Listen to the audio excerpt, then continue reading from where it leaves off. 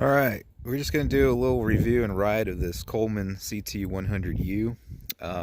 This is basically a miniaturized version of their CT200U, identical styling and frame, just scaled down there.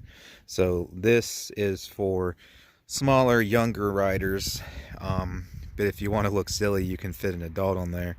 It's actually quite fun to ride around. I'm 5'9", 200 pounds, and I can still fit on it and ride it. With that being said, it's very lacking in power for someone of that size. It's actually rated per Coleman's website. Maximum weight capacity is 150-pound rider. With that being said, I would say even that's pushing it. That would be fine on like flat pavement, like in a parking lot or something like that. 150-pound rider, sure, no problem. It's still going to take off pretty slow, but it'll eventually get up and going with a 150-pound rider decently on a flat pavement. And it'll do so with me as well. It takes a long time to get going and a long time to top out. But as long as I'm on completely flat pavement, it'll do so. But anyways, I recognize that I'm overweight for this. But I still want to try to ride it, even though I got the bigger ones. So you can see it clearly advertises on the side there. It's a 3 horsepower motor. Again, according to Coleman's own stats on their website, it's a 98cc. So for some reason on this little one, you get a disc brake, even though the large one has drum. Rear brake only.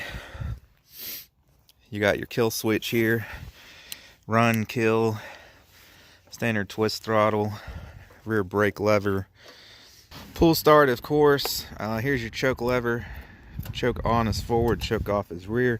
And unlike the larger models, your fuel on off is right there on the front. And the bike as a whole, again according to Coleman's own specifications, weighs 82 pounds. It is centrifugal clutch driven, chain drive. And that's about all I got to say about it as far as a quick overview. This is a 2019-2020 model. Actually, I think it might be stamped here somewhere, because I just bought this actually last month in December. There you go, 2020 build date. So this is the newest, most up-to-date version here. It's not one of the older ones. This is brand new. It's probably got about 3 hours of ride time on it so far. But as I was saying, it's a 150-pound weight capacity, and I was trying to say how that's still, like, if you want to ride in the grass, that's still going to be too much weight. On flat pavement, yeah, 150, I would say that'd be all right, no problem. But if you're trying to ride it around in the yard, you're going to struggle to get it up to speed and get that clutch to engage and not just sit there and slip the clutch the whole time and burn it up if you got a 150-pound rider on there, let alone a 200-pound rider like myself. I got a 130-pound rider, and they even struggle to get it going in the grass. It will move, and I'm going to show that here in a second, and then I'm also going to show me on it. But I would definitely say their 150-pound weight limit there would be for nice, flat, smooth surfaces. That is definitely going to struggle off-road, on the grass, on inclines, whatever, with a 150-pound rider on there. But I'll try to get a few clips of full throttle takeoff and whatnot of the 130-pound rider. Then I'm going to ride it around myself on the road. Now to help with that, and I'm going to be showing how to do this and whatnot in other videos for this one and the larger ones I got. Which, by the way, if you want to see the other ones, go check out the Minibike playlist on the channel, and you can see the other ones I got. I got the video up when I very first got them, and then all the future review videos on the other ones and everything we do to them, modifying them and such, is going to be put in the Minibike playlist. So if you want to see the others, go ahead and check out the Minibike playlist. But what I actually did on here, a lot of people know they got a throttle stop screw, and I haven't removed it yet. But when I first got it, there's your throttle arm right there. I cut so far approximately 3 to 4 millimeters off the end of that screw. For some reason on this one, on this little CT100, the screw on this is a lot longer, and it doesn't give you hardly any throttle. I mean, I'd go like that and it would stop me. I was getting approximately 10 to 15% throttle before I was hitting the end of that screw. And even without sitting on it, just cranking the throttle back as far as it would let you, it would even barely take off under its own weight. So I actually cut a few millimeters off the end of that throttle stop screw just so I could actually give it a little more throttle so it could actually move with us on there. So had I not done that, I don't even think it would have moved my 130-pound rider around on anything other than flat ground. So it's extremely held back from the factory. And of course there's a governor on this too, which you can remove so they'll rev higher and whatnot. We'll get into that later, modifying it, and the same thing with the larger ones. But I did right off the bat have to cut a little bit off of that throttle stop screw just so this thing would move with us on there. Even with my 130-pound rider, it was only letting us go like about that far, which wouldn't even move her around hardly. So I had to cut a few mil off so it'd go that far, which I am going to remove that completely, but I'm trying to keep it as close to as the way it came as possible for the review video without modifying it. But I did do that just so it would move us around. I was wondering if that was even the correct screw, because as I mentioned, the throttle stop screws in the 200s I got are much shorter than that. Now mind you, I cut 3 to 4 millimeters off, which would have brought it about halfway between touching and where it is now. So you could see, like, it was literally not letting you go any more than that with the throttle. And you crank this thing wide open with the screw out, the throttle will go clear up in here. So I just cut a little bit away just so we could actually move on this thing. So I don't know if that's the screw that's supposed to be in there or if that was a mistake from the factory, but either way, it would barely move before I took a few millimeters off of that screw. But I will be removing it completely after this review video. So that's probably enough rambling on there, so I'm going to get this thing started up and we'll take a few clips of us riding it around. That's one thing I noticed too, is this little one's easier to start than the big ones.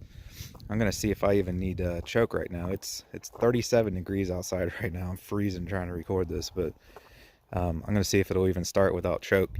But one thing I noticed is on the big ones, even after they're warmed up, I have to flip the choke back on if I shut it off just to start it, and then flip the choke right back off. With this one, I don't have to do that once it's warmed up.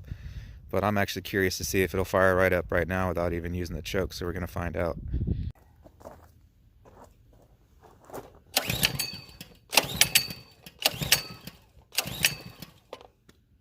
Alright, so it looks like it needs choke to start it cold.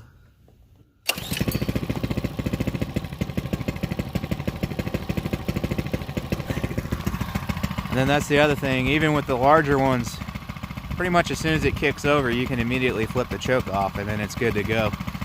Just requires it to first start. But like I said, after this one warms up, you don't have to flip the choke back on to start it back up if you shut it off, but with the big ones you do. Alright, so I'm going to try to do little acceleration runs for you here on flat ground. So I'm going to have my 130 pound rider go full throttle to that post out there, which is approximately 60-70 feet. Anyways, I'll have her do that, and then I'll get on there and show you the big difference with me on there at a little over 200 pounds. And then we'll take it out on the road. I'll try to get her in the yard too, show the difference.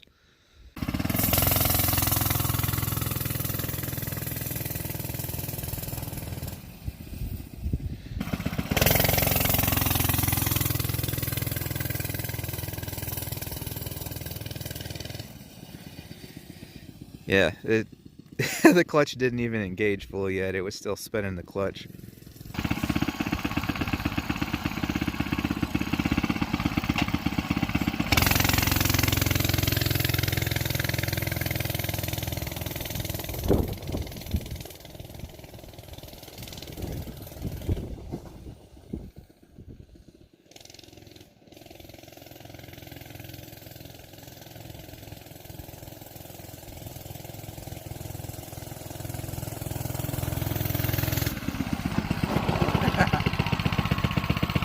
Alright, I don't know what you can tell from the video, but I'm sure there was probably a pretty big difference between me and her on there, so let's go take it out on the grass real quick and then we'll take it out on the road. I will do a little pull in the grass right here. This is pretty much all flat right in here, and it's not until that tree right there where it starts to go up a hill a couple degrees.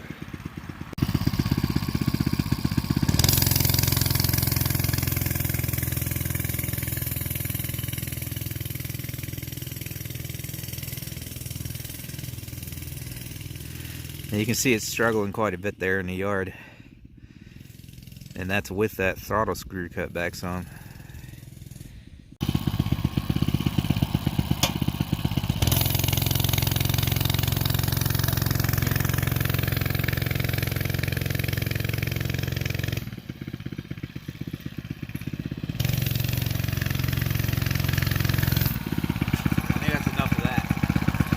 So as you can see, it struggled with her on there. Like I said, the weight limit is 150. She's 130, so 150 is pushing it. You have to have really smooth ground. Now it'll move me out here on the road, and I'll show you that. But like I said, 150 is pretty much going to be for pavement only with no hills. But you want to be closer to 100 or less if you're going to ride it around in the yard. All right, so I'm going to take it out on the road here. You'll see, even though that this is downhill, it's going to take that whole stretch to get going with me, and I'll loop around.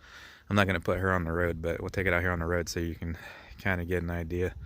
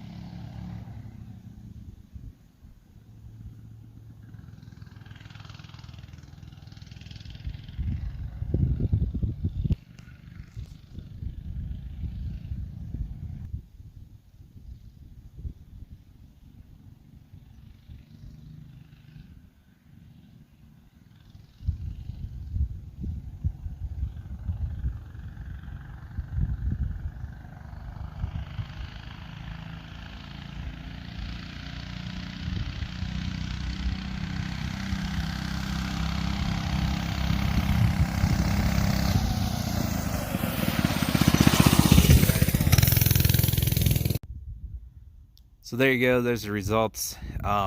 Like I said, their weight limit, they say 150 pounds, but as you can see, that's a little generous. So I would only ride this thing if you're 150 pounds, if you're on the road and completely smooth, because you start going up hills, it probably struggle a little too. You probably go up little hills at 150 on the road, but if you're trying to go up a steep hill, it's really going to struggle.